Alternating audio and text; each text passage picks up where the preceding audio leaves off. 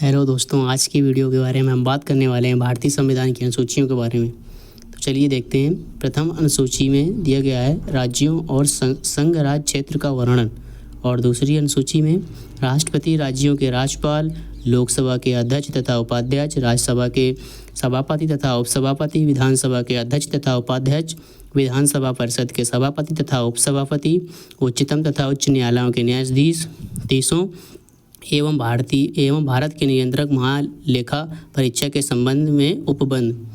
और तीसरी अनुसूची में शपथ या प्रतिज्ञान के प्रारूप का वर्णन दिया गया है। और चौथी अनुसूची में राज्यसभा में सीटों का आवंटन। और पांचवी सूची में अनुसूचित क्षेत्रों और अनुसूचित जनजातियों के प्रशासन का नियंत्रण के बारे में उपबंध। छठी सूची के बारे में असम, मेघालय, त्रिपुरा और मिजोरम राज्यों में जनजाति क्षेत्रों के प्रशासन के बारे में उपबंध दिया गया है। और सातवीं अनुसूची में संघ सूची, राज्य सूची और समवर्ती सूची के बारे में जानकारी दी गई है। और आठवीं अनुसूची में मान्यता प्राप्त भाषाओं की सूची के बारे में जानकारी। और नौवीं अनुसूची में विशिष्ट अधिनियमों और विनियमों के सत्यापन के प्रावधान दिए गए हैं। और 10वीं अनुसूची में दल परिवर्तन के आधार पर निर्भरता के बारे में उपबंध। 11वीं अनुसूची के बारे में पंचायतों के अधिकार, प्राधिकार और दायित्व तथा आखिरी और 12वीं अनुसूची में नगर पालिकाओं की अधिकार के प्रतिकार और दायित्व दिए गए हैं। चलिए आगे देखते हैं भारतीय संविधान के अनुच्छेदों के बारे में। तो भाग 1 में संघ और उसके राज्य क्षेत्र, जो कि अनुच्छेद 1 से 4 के बीच में आते हैं। भाग 2 नागरिकता, ये अनुच्छेद 5 से 11 के बीच में आते हैं। भाग 3 मूलभूत अधिकार, जो कि 12 से 35 के अनुच्छेद में आते हैं। भाग 4 राज्य के नीति निर्देशक तत्व, जो कि अनुच्छेद 36 से 51 के बीच में आते हैं। भाग 4 का ए मूल कर्तव्य, जो कि अनुच्छेद 51 में दिया गया है। भाग 5 संघ, जो अनुच्छेद 52 से 151 के बीच में आते हैं। भाग 6 राज्य, जो कि अनुच्छेद 152 से 237 के बीच में आते हैं। अब भाग 7 के बारे में बात करें। संविधान द्वारा निरस्त 7वां संशोधन अधिनियम 1956। और भाग 8वें के बारे में बात करते हैं। संघ राज्य क्षेत्र, जो कि अनुच्छेद 239 से 242 के बीच में आता है। और भाग 9 पंचायत, जो कि अनुच्छेद 243 से 243 ओ में दिया गया है। और भाग 9 का ए देखते हैं, नगर पालिकाएँ, अनुच्छेद 243 पी से अनुसार 243 जेड जी तक दिया गया है।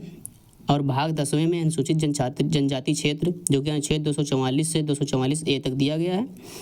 और भाग 11 में देखें संघ और राज्यों के बीच में संबंध, जो कि अनुच्छेद 245 से 263 के बीच में आता है। और भाग 11 में विपत्ति, वित्त, संपत्ति, संविदाएं और वाद, जो कि अनुच्छेद 264 से 300 ए के बीच में आते हैं। भाग 13 के बारे में बात करते हैं। भारत के राज्य क्षेत्र के अंदर व्यापार, वाणिज्य और समागम, अनुच्छेद 301 से 307 के बीच में आते हैं। और बात करते हैं भाग 14 के बारे में, संघ और राज्य के अधीन सेवाएं, ये अनुच्छेद 308 और 323 के बीच में आते हैं। और बात करते हैं भाग 14 ए के बारे में, अधिकरण, जो कि अनुच्छेद 323 से 323 ए से 323 बी तक। और बात करते हैं भाग 15 निर्वाचन, जो अनुच्छेद 224 से 229 ए तक आता है। और भाग 16 में कुछ वर्गों के संबंध में विशेष उपबंध, अनुच्छेद 330 से 342 तक। और बात करते हैं भाग 17 राजभाषा, अनुच्छेद 343 से 351 तक। भाग 18 आपात उपबंध, अनुच्छेद 352 से 360 तक।